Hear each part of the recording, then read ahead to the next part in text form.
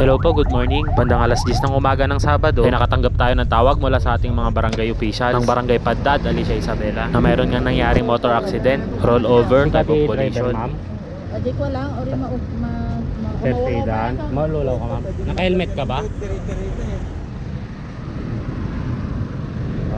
Pero maululaw ka ma'am. Maululaw ka. medyo. Ma'am, ang munik tayo na dyan tayo. I-8 ka. I-8 ka gila.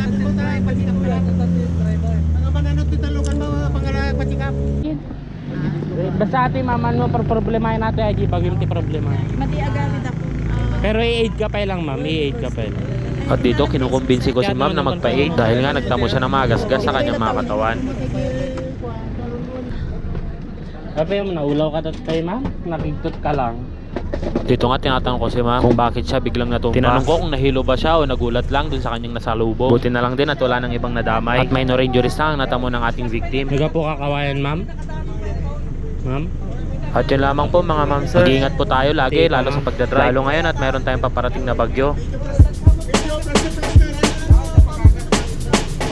Napadubyan.